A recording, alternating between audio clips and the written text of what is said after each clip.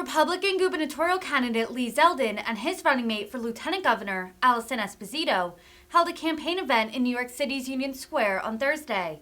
Esposito, a former NYPD officer, excoriated the Hochul administration and accused them of downplaying crime in the Empire State. The GOP has made crime a central plank in their midterm message and have blamed Democrats for soft on crime policies. Democrats have countered, expressing that they want criminal justice reform. Good morning. Thank you, everyone, for being here. I'm just going to touch on one real thing, one real theme. Come November 8th, what this election is about is contrast. It's about judgment. So we could not have a clearer contrast right now between the two sets of candidates or the two administrations. Right now, we have the Hochul administration that puts power before people. In the Zeldin administration, people come first. In the Hochul administration, her first act as governor was to choose a lieutenant governor. She chose Brian Benjamin, the champion of the defund the police movement, who himself is a criminal and found himself indicted on federal charges.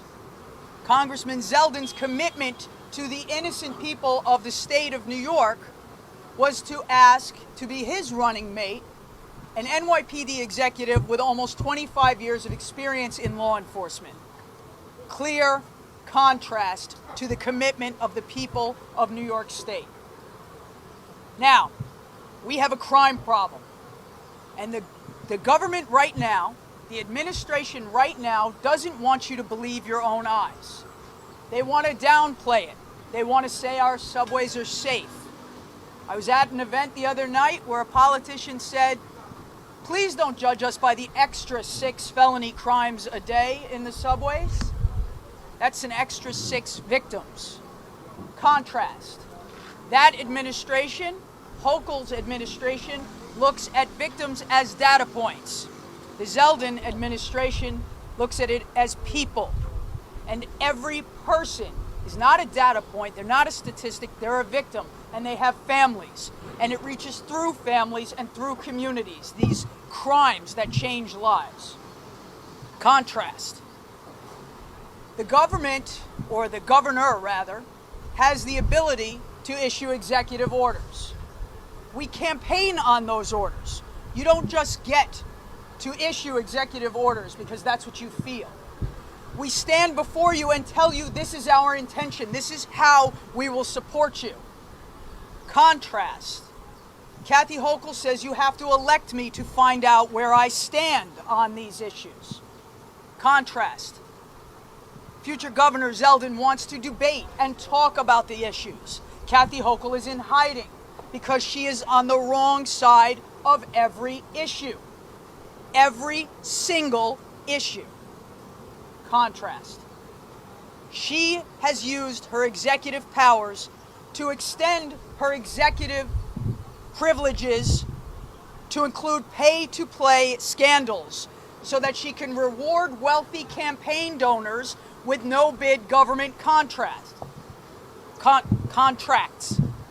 Clear contrast to Congressman Zeldin, who is standing before you and outlining what we will be using executive powers to do, to keep you safe, to put people before power, to once again respect the fact that our good, hardworking, decent New Yorkers need to be able to travel to and from work, to and from school, and be able to enjoy outdoor spaces in parks and mass transit without fear of, is it going to be me next?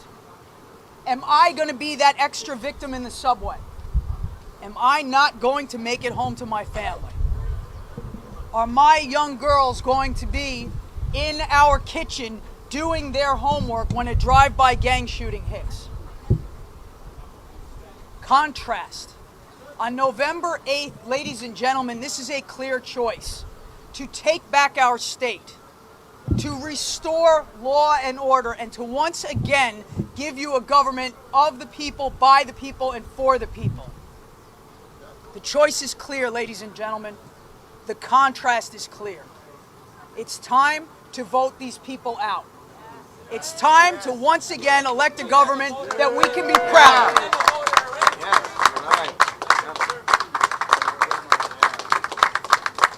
We back the blue, we hold criminals accountable for their actions, and we respect victims' rights in this state. Thank you very much. Get out to vote. We need to change this.